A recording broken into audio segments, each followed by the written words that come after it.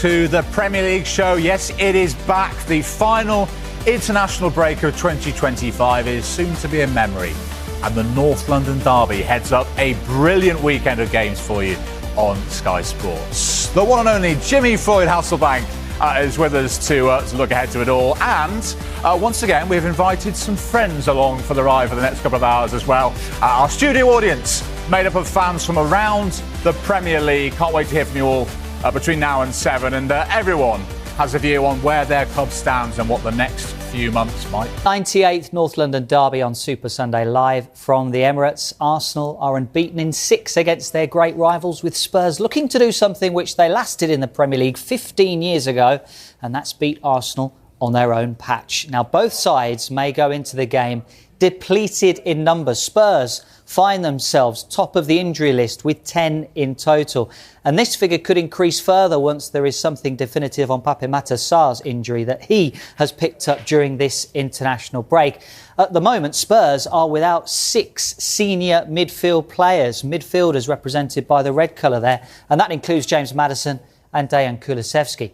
As for Arsenal, they find themselves second on the list with 7. That includes 2 big problems at the back as we wait for updates on centre-back Gabriel and the current starting left-back Riccardo Calafiori.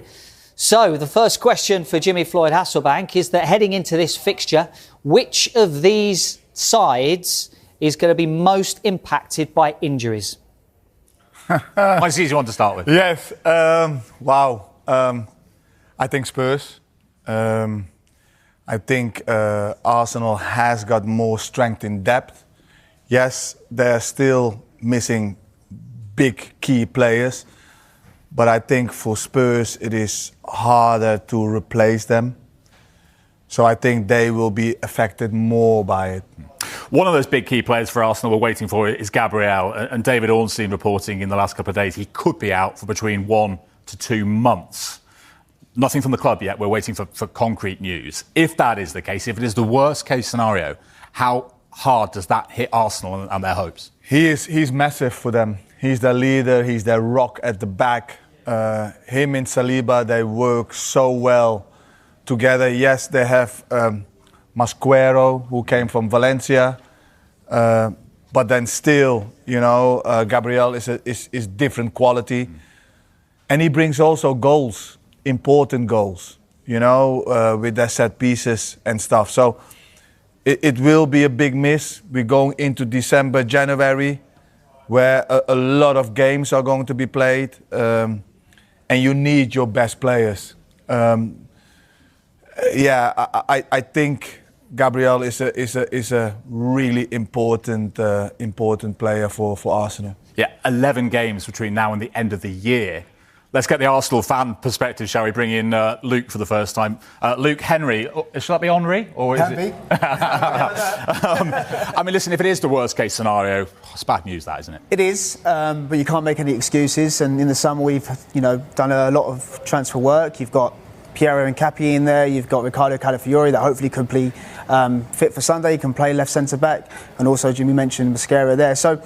Don't want to use it as an excuse, you want to use it as an opportunity. You touched on the importance of set pieces and goals, but this might surprise you. Gabriel has only scored 1 goal this season. It just shows the importance of him. And he currently epitomises what we are right now. But, people make excuses about Arsenal and injuries, but you look at that graphic there, I think that's a bigger concern about the state of football and the way it's in at the moment. I think the games are just so much, and we all want quality, we all want entertainment. But it's very difficult, even if you're a Spurs fan, to go to the Emirates with 6 midfielders missing. But you have to find a way, and we've got injuries up front as well. But I say that we've still got the likes of Leandro Trossard, Bukayo Saka, Eberechi Eze, Martin Odegaard hopes he comes back. So. It's a big miss, but it's a good opportunity for the other players to come in and put their. Well, that's the thing, isn't it, Jimmy? This season, more than ever before, are you more confident now about Arsenal with the depth they have to cope with injuries, however big they might be? Look, if you're going to be successful, if you want to be successful, you have to prepare for these kind of moments. It's going to happen in the season, and you still have to win. As you just said, they have spent a lot of money in the summer. They have got in every position. They have got 2 really good players. So it should not be a problem. The only thing is the momentum and the and how everybody plays with each other. That's going to be the only problem, because some of them won't have a lot of games behind their belt. But then still, you know, it's at Arsenal. They play at home. You think that they should be still very dominant and should be able to beat Arsenal, to beat Spurs. You know, especially a Spurs with so many injuries. We'll get our Spurs fans' perspective in just a moment. I just want to finish on Arsenal, though. Top of the league, 4-point lead, Luke. But you know, here we are, Premier League football back for the next 4 months through to the next international break in March. How much of a marker, what sort of marker do Arsenal need to lay down over these next few months? It's an interesting one because, look, the North London derby is a beautiful game when you win. It's a horrible game when you lose. But I think with Arsenal fans and just football in general, you can't go too high and you can't be too low. Obviously, the derby, his form goes out the window. You want to win that game. But, you know, I've had this question a lot, and it's Arsenal need to win this game, Arsenal win to that game. Actually, Arsenal need to win as many games possible because they need to keep in front. And the beauty is right now is that we don't have to rely on Manchester City or Liverpool. We have to rely on ourselves. So we can lay down a marker by winning the North London derby. But, you know, if we go to Stamford Bridge the following week and we drop 2 points, then you have to bounce back against Brentford, and then you have to go to Aston Villa and do the same thing. So it doesn't really matter in terms of the grand scheme of things of laying down a marker. We know what we need to do. I think we've got an unbelievable group of players, and now it's just up to us to start on Sunday and carry this on. We've done this like long winning runs before. We just need to sustain it this time. It's the thing for the outside. What Arsenal needs to do is just as cliche as it sounds, take each game as it comes as a game. Yeah, I'm at home. Yeah, we play Spurs, but look at it really cold. There's 3 points, and we need to win those 3 points. What is the best way, and how are we going to do that? Yes, it brings from the outside way more on the game because it's Spurs. But Arsenal, the group at Arsenal itself, the players, need to really stay cold and just business-like 3 points. Can they do that? I don't know. You know, it's going to be a big ask after Sunderland, I was just gonna say. and not winning there and having that setback. Yeah. How are they responding to that? Yes, there is 2 weeks between it, but in the past they haven't really responded well with disappointment. Well, that's you what I know. was gonna So say. for me, that is going to be those issues. If they don't win and it is a draw and Man City wins, it's only 2 points.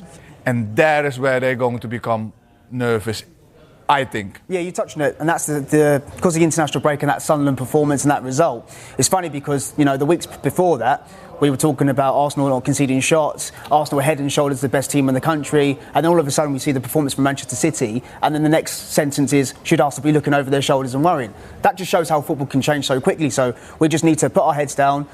It's a beautiful game, North London derby. It's the best game to have after sort of a setback, and that's what you want with the fans there. Half full kick off if you win, and that's what we need to do. But and then, you know, you carry that on to Wednesday. Can't forget the importance of that. Bayern Munich at home. That's a really good game for us, and then Chelsea. So it's a big week, but in the Premier League they're all big weeks. So yeah, I'm looking forward to it. Obviously, I think it's going to be a home win. No, some things never change. It's a North London. Yes, welcome back, Arsenal. Spurs, Bayern Munich and Chelsea. That's a mouth-watering way to return, isn't it? Jimmy, let's look at the Spurs angle then before we talk to our Tottenham Hotspur fan.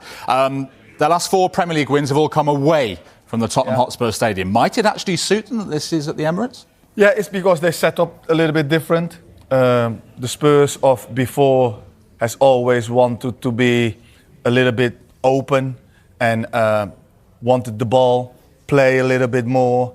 The more you play, the more on the transition you're open and they don't defend that well. They are a little bit more solid, especially away from home.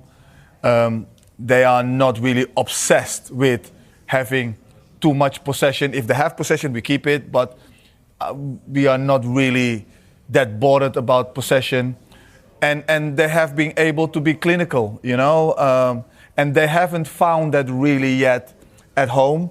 But away, I think they're playing a little bit different, a little bit of weight off their shoulders, and they're getting results. So it is going to be a dangerous game for Arsenal. It is going to be even though they have got lots of injuries, it is going to be a dangerous game for Arsenal. Let's bring Daniel in, our Spurs fan. You'll notice that Joe, the Palace supporter, is sitting between our Arsenal and Tottenham fans, just to make sure they play nicely. Daniel, how do Spurs cause problems for Arsenal this weekend?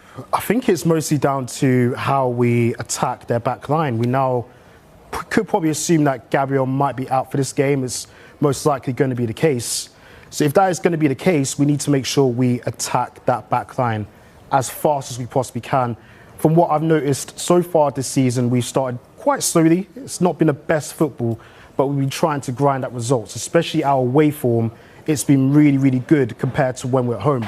So I feel this might be the best litmus marker for ourselves to really kick on, really show that we can compete with the rest of the top four, but especially against our arch rivals. I know we could probably put in a good performance, and I expect that we definitely will. So, literally, let's wait and see, but I have high hopes that we'll definitely at least grab a result. I think this is going to be the first North London derby since 2014 where Tottenham aren't going to be starting with either Harry Kane or Son Heung-min. What about the impact of those players on this game, and who are the new Spurs players? Who are the heroes for Spurs over the next 10 years in this fixture? I know obviously the Europa League triumph made a team of heroes, but those two players that I mentioned there are almost kind of connected to this fixture and what they've done in it. So who's the new breed that are coming for these Spurs fans to get a handle on? Well, I think this is why this is probably, in my opinion, the best derby in the country. I feel like this is the time when someone could step up and really lay a marker for being the talisman.